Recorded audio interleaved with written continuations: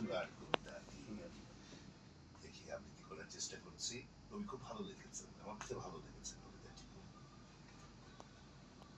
অন্ধকার, প্রগাঢ় অন্ধকার, ধু ধু অন্ধকার, দেখিবে তাহলে এসো, আমার দিকে তাকিয়ে দেখো, মন পোড়ার সমস্ত ভস্য শরীরে কেমন লেপ্টে আছে।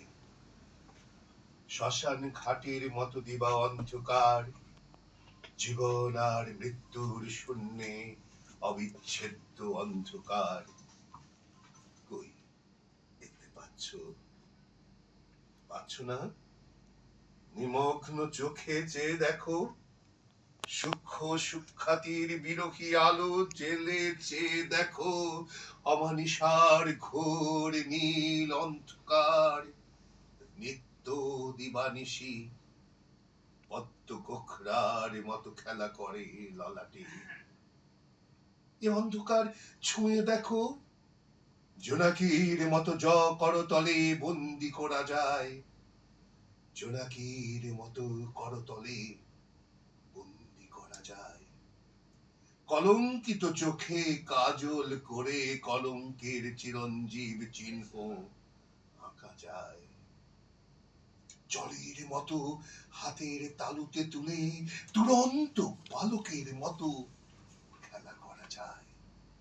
কি দেখতে পাচ্ছ? যৌবনিক অন্ধকার, সর্বগ্রাসী অন্ধকার, সদ্য বিধবার দু চোখে জল জল করা অন্ধকার। পাচ্ছ না?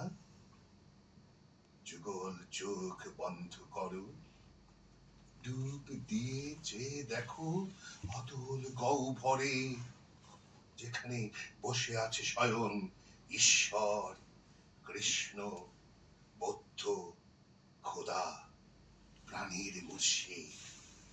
শুদ্ধ অন্ধকার হাতে নিয়ে একই রূপে যে দেখো অনর ভাবে, মাতৃগর্ভের সমস্ত অন্ধকার জাপটে ধরে আছে কৃষ্ণ গর্ভ, জেঁকে বসা বাসন্তী রঙের মতো।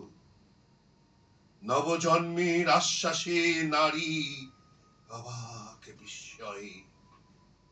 দেখতে পাচ্ছ? পাচ্ছ না? নিরিখ বান্ধ তির্যক লাগামহীন প্রাণে, আরশ কুরসি লৌহে মাহফুজ, আদমের আদিম আকার, গিলে খাওয়া নিরাকার উল্লসিত অন্ধকার নেমে আসছে দগ্ধ দু চোখে। বাহ, দগ্ধ দু চোখে, চমৎকার। এই শব্দবন্ধ দুটি আমার খুব ভালো লাগলো এবং